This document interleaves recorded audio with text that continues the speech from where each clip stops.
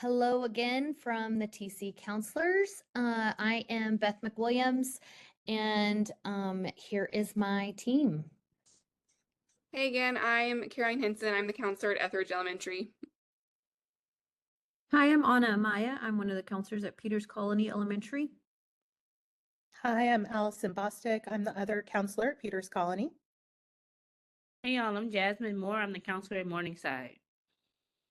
I'm Sarah Metcalf. I am the counselor at BB Owen. And lastly, I'm Laura Norton, the counselor at Memorial. I forgot to say that I'm the counselor at Kamey Elementary. Sorry. Today we're going to talk about goal setting and relationship skills with others. First, we're going to talk about the goal setting and what it is and how we incorporate this in our own campuses. Anybody want to start with goal setting?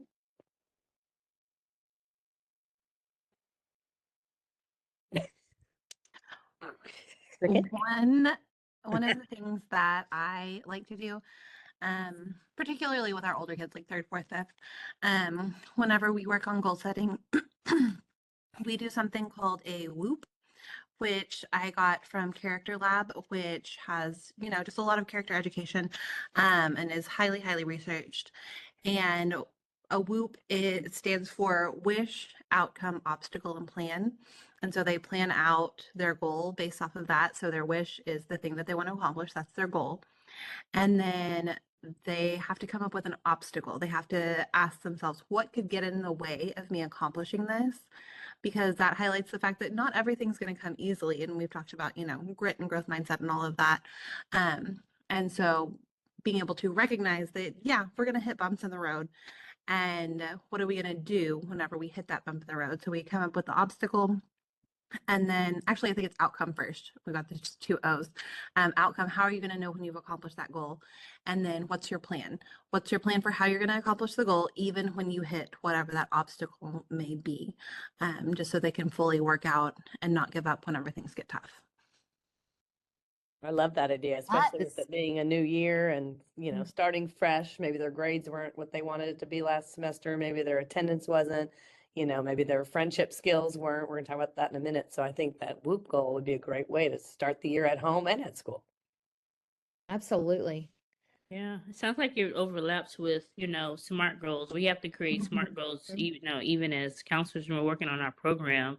And I think that's something, just in the workforce, people are having to do. So to teach our kids at a young age, like what is something realistic or what is something achievable that you could accomplish, I think that's our main priority. And something I try to do as well is I tell the kids to celebrate. I tell them to pick their celebration. So when we're working on our goals and they're picking something like they want to learn how to tie their shoe or they want to, do better on their STAR test, I tell them to go ahead and choose how they're going to celebrate themselves for reaching that goal, just to give them some self-motivation. If convince mom to take you for ice cream if you learn how to do this, or, you're going to listen to your favorite song on repeat, whatever it may be. But I do teach them to implement some of that self-care, that self-motivation into it as well. I start with the question, so what is your wish? Especially with the new year, right? We were talking about starting fresh sometimes. And so I say, what is your wish for the new year? And we talk about, maybe it's to ride a bike or like someone said, to tie your shoes. But in order to make that wish come true, then you have to have a plan in place. Even with the littles, we talk about step 1, 2, and 3. Okay, what is the plan that's going to help you accomplish this wish/goal? So then that's when we replace it with the word goal. And I find that that's easier for them to understand. Once we establish what is a goal, then we can move forward and say, all right, let's now break it up into maybe like an academic goal and a social goal. And so breaking it into pieces, but I think that's important, at home, having those conversations with them and say, what is your wish for the new year? All right, let's make that happen. What is our plan? Even it's a family plan. Our wish is to go to, I don't know, Destin this summer. Well, what is our plan to make that happen? So taking those real life experiences and plugging them into our goals at home or at school or social settings.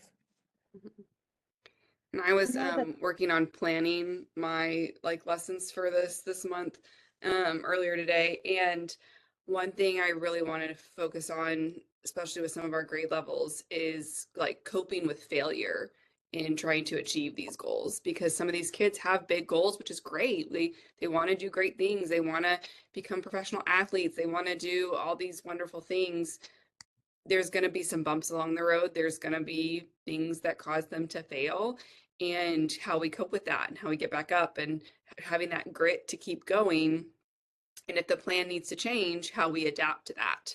So I was even looking at some videos trying to find maybe some famous people that they can connect with. You know, a lot of people talk about Michael Jordan, how he, had all these speed, little bumps in the road, these little speed bumps that he encountered, but he, went on to achieve greatness. And I also watched a video from Ed Sheeran that he talked about how he has a video out on YouTube from when he was 14 and he sounds awful. And then 4 years later, he like made it big. And how like quickly that changed. And so just learning, I think, from some of those people that have made it big and hearing them talk about their failures and about that's how they got where they are, but nobody really emphasizes that. And I think as a society, we kind of fear failure and are scared of it. And that like prevents us from taking some of those, big jumps or leaps to try new things. And so I think it's about how we, teach them how to cope with that. Yeah, every year, whenever we talk about grit and growth mindset, we watch a video of famous failures. And so they get to see all these people. And first they hear about, all of the things that this person was told and then what they accomplished. And then they get to put together, oh my gosh, that's Steve Jobs or Oprah or J.K. Rowling or whoever. And it's kind of an aha for them, which is really cool. And I think especially as parents, a lot of the time we try and shield our kids from failure because we don't want to see them have to go through that. But when we do that, we really take away an opportunity for growth for them. Well, and that's the saying is mistakes are an opportunity to learn, right? If you already know all of the words on the spelling list and you get a 100 on your spelling test, did you learn any new words? Maybe not.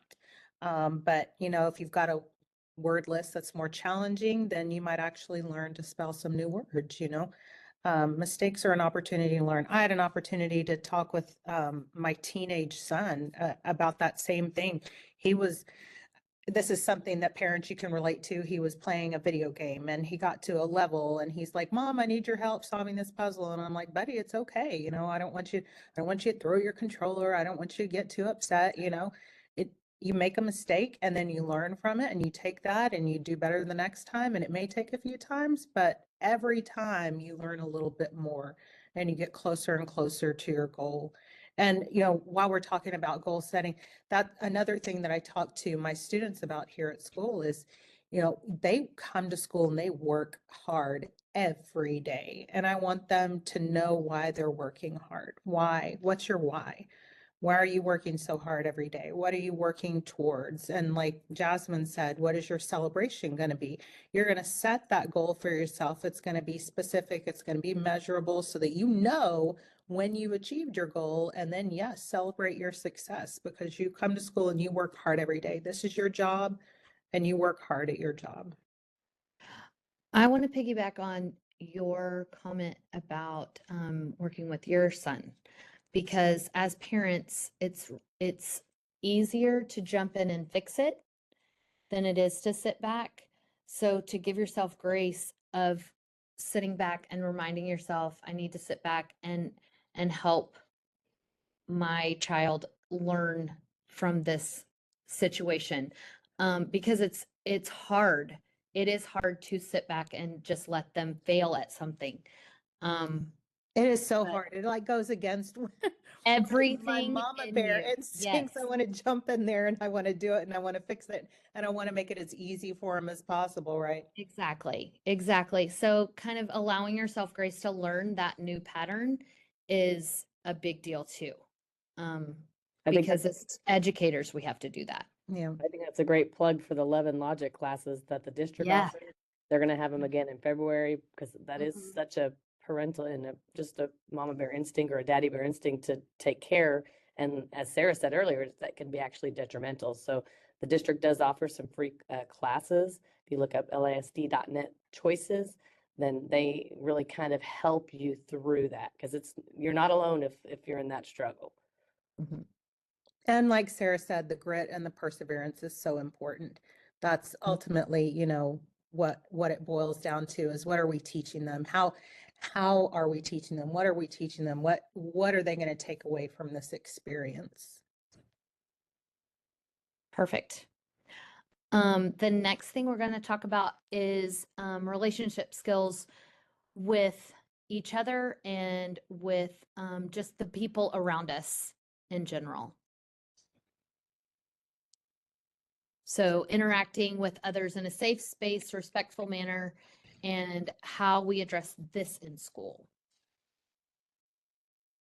So I think what we have noticed as school counselors is, our students are little humans. They're learning how to just figure it out. And one of those things that they're doing is trying to learn how to interact with others. When you're in your family system or in your home, there are certain things that you may do, or, how you interact with people. But once you get into the classroom or on the football field in dance class, it's different. You're meeting people who have different values and things of that nature. And so what comes out is sometimes the conflict, what is the result is the conflict, just because I'm not used to being around a person who moves around a lot, or I'm not used to being around, boys when I have all sisters. So what we're trying to teach them is just how to interact with others, other adults, other students, in the lunchroom, in the line, on the playground. And so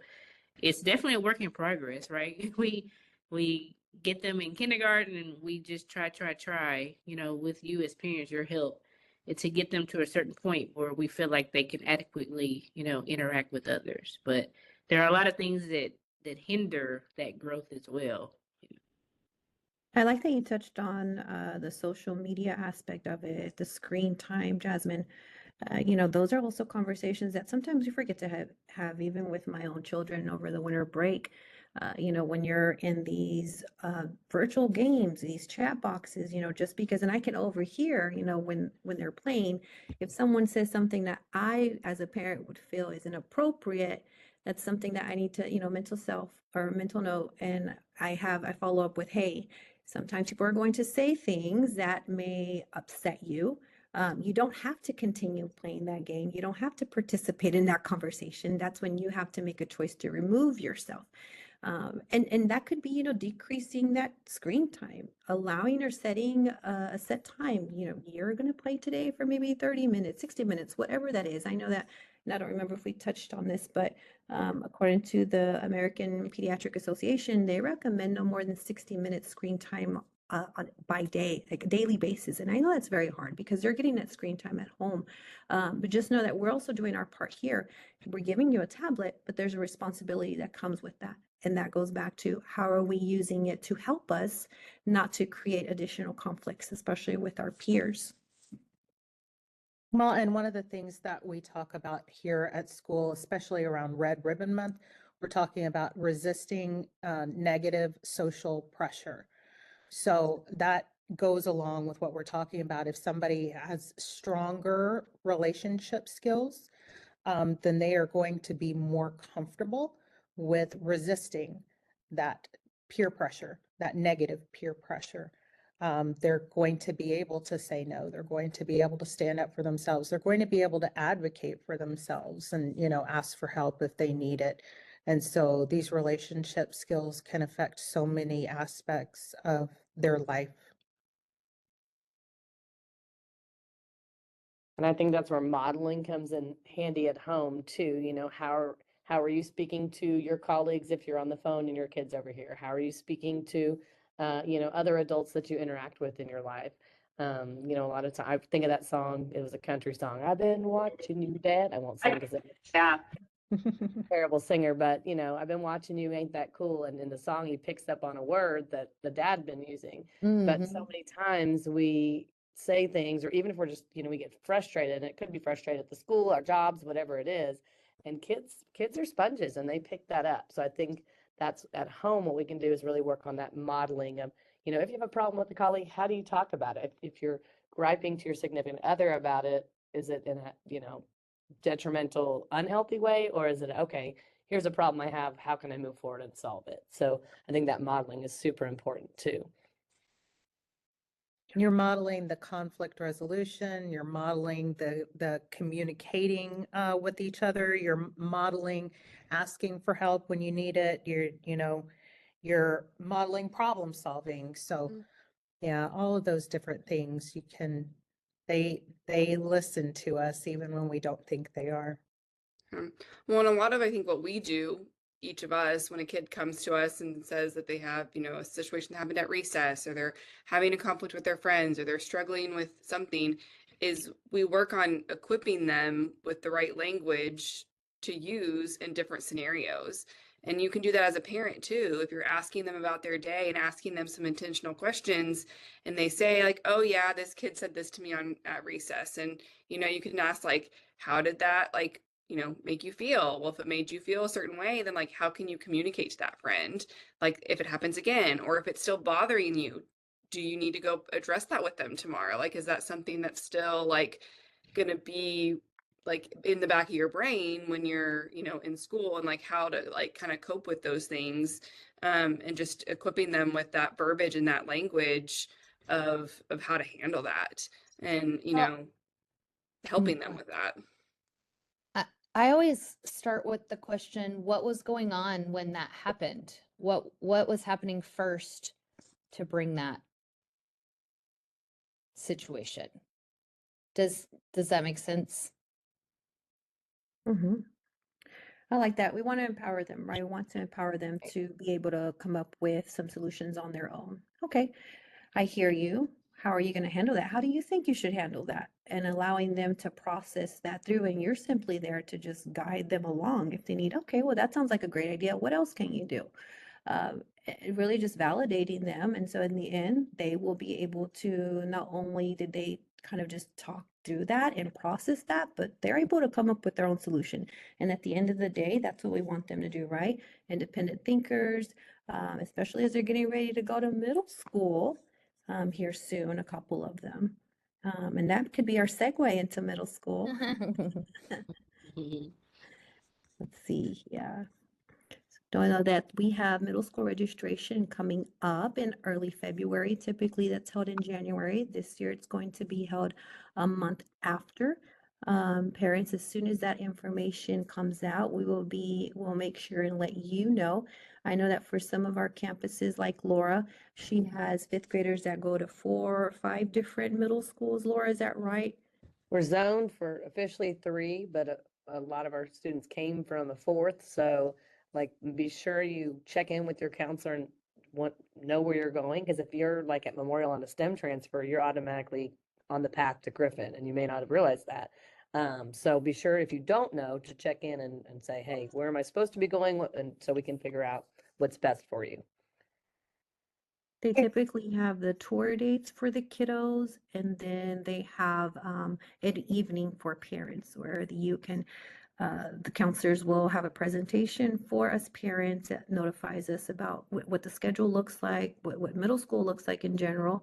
And in some cases, in my experience, we've been allowed to tour the campus. And so that provides also just kind of an additional sense of peace for some of the kiddos going into middle school with it being such a bigger campus. And it's a really exciting time. I think that the middle school transition is one of my favorite things to support as a school counselor. Especially, you've been for a while and you've had some students since kindergarten, and now they're, off into a brand new world, and just, talking through their emotions about the transition and change. And so, students and parents, if you guys are kind of struggling with big feelings over the transition, just know that we're all here to support you.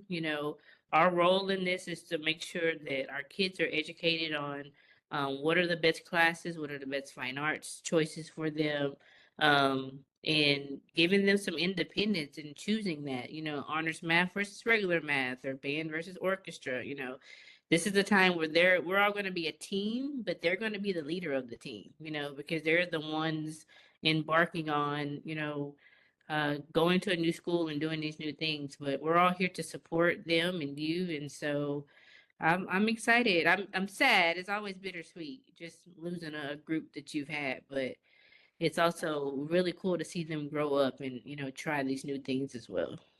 I want to make a plug while we're talking about trying new things, making a plug for honors classes. So in the past, that was a little bit more restrictive as far as, you know, kids who wanted to take honors classes, but the district really is trying to encourage um, everybody to, you know, give honors a try. They kind of set the kids up where if they've passed certain things, then they really want them in honors classes. But even for the kids who may have been struggling, you know what? You're going to have supports. You're not going to be doing this alone. Go ahead and give this a try. And if we can get them on the right track going into middle school and then throughout middle school, that can really set them up for success with getting high school credits, potentially in middle school, and then being able to get college credits in high school. So that's an incredible opportunity for them. And so your student may not be, you know, the stereotypical honor student, I guess, but I think we're kind of getting rid of that stereotype. And we're stepping outside of that box. And so we're encouraging a lot more kids to go ahead and give honors a try. Yeah. Well, and you know, it's a good time to have those goal setting conversations with them too about like what are some of your like long-term goals for high school, college, like down the road, because they can be taking classes to equip them for those even in middle school and setting them on a path that's gonna, you know, go, you know, that direction for them. And so having some of those conversations about what their passions are, what they're interested in, what they feel like their strengths and weaknesses are, to help them, you know, develop a plan, all that can be happening now, even though we don't necessarily know the dates or times or, you know, all the logistical things with registration right now. But you can still have those intentional conversations about what they want to do. And like Jasmine said, like they are the driver in that seat. So giving them that ownership and that power is going to go a long way. Parents, they can't do it without you. You still have to, you know, give the final okay. But yes, we are really encouraging them to be very active in their course selection because ultimately they're the ones who have to take the class.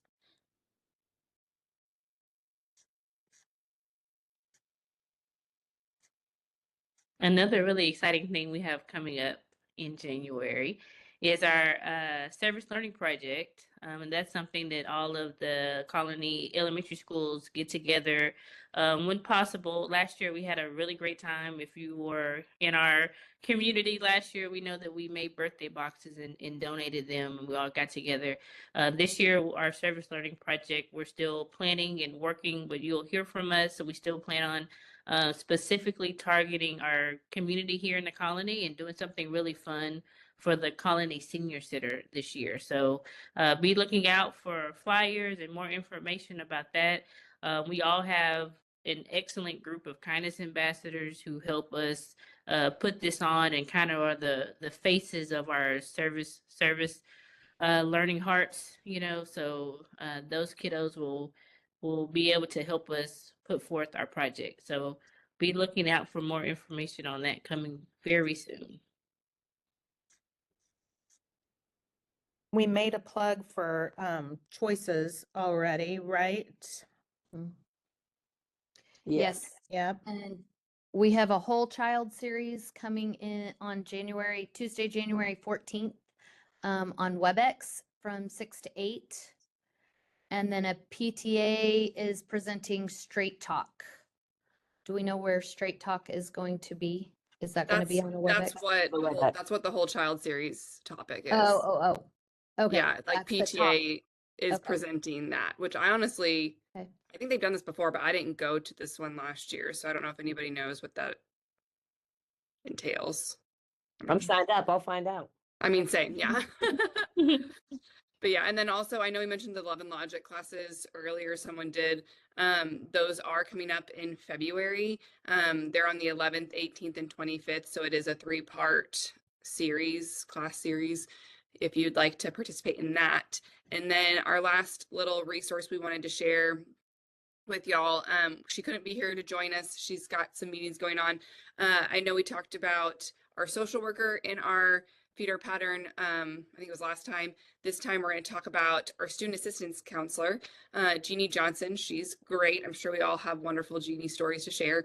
She's wonderful and does a lot at all of our different schools. So she sent me a few little things to kind of share about herself. So that way you can get to know her, even though she couldn't be here with us. So she has been in education for 23 years. She taught 2nd grade, has been a campus counselor, and is now a SAC. That's our, acronym for student assistance counselor. She has a master's degree in counseling, a master's degree in special education, and she's also a certified diagnostician and an LPC. So Jeannie's very well educated. She's been to a lot of school. Her role on our campus, so she spans all of our different campuses as well as the middle schools in our feeder pattern. She works off of referrals from counselors and administrators, and she meets with students individually and or in groups. And she works with kiddos who have experienced trauma, have low self-esteem, low coping skills, low social skills, those various things. Often if we worked with a kiddo or we see a kiddo has gone through some really hard things, we as counselors refer to her just as an extra support for that kiddo. And then how students and families access her are exactly those referrals. The referrals are done by administrators or us as campus counselors. If a family feels they need her, Sorry. if a family feels that they need her, they can contact their campus counselor and we can, do a referral. So yeah, that's our wonderful Miss Jeannie Johnson.